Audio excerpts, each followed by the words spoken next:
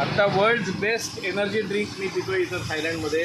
नारळाच्या शहाळ्याचं पाणी अत्यंत सुमधुर आहे आणि माझ्या मागच्या बाजूला आहे ती नारळाची एक छोटीशी फॅक्टरी या शहाळ्यांची. तर ही फॅक्टरी आपण बघूया आता.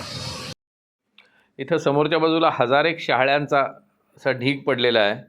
इंटरेस्टिंगली इथं थायलंडमध्ये ही शहाळी माडावरनं उतरवण्यासाठी माकडांना ट्रेन केलं जातं आणि माकडावरनं ती शहाळी खाली उतरवतात. तर इथं सगळ्यात पहिल्यांदा ही शहाळी लहान मोठी आकाराने जशी असतील किंवा जून असतील आणि कोवळी असतील त्याप्रमाणे त्यांचं वर्गीकरण केलं जातं.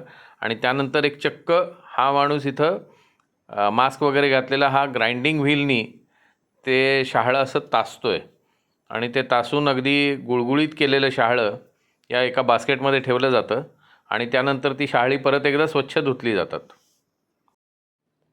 आणि आता ही ग्राइंडिंग व्हीलवर कोनिकल शेप दिलेली आणि धुवून स्वच्छ केलेली शहाळी जातात त्यांच्या क्वालिटी कंट्रोल आणि व्हिज्युअल इन्स्पेक्शन डिपार्टमेंटला. तर इथे ही मुलगी त्याचं व्हिज्युअल इन्स्पेक्शन करते आणि त्याला एक छोटासा कट मारते शहाळ्याला की त्याच्या आतलं पाणी आहे ना हे बघण्यासाठी. आणि एखाद्या मॅन्युफॅक्चरिंग इंडस्ट्रीमध्ये असते त्याप्रमाणे त्यातली शेवटची स्टेप म्हणजे स्टॅम्पिंग आणि पॅकिंग.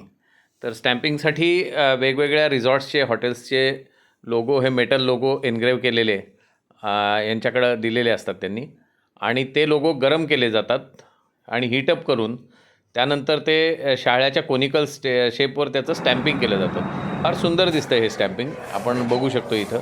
हा लोगो आहे त्यांचा आणि हे स्टॅम्पिंग आहे. तर हे स्टॅम्पिंग झालं की त्यानंतर फायनल पॅकेजिंग जे आहे ते प्लास्टिक रॅपमध्ये म्हणजे शाळं ते वाळू नये लवकर म्हणून प्लास्टिक रॅपिंग त्याला केलं जातं आणि त्यानंतर डिस्पॅच.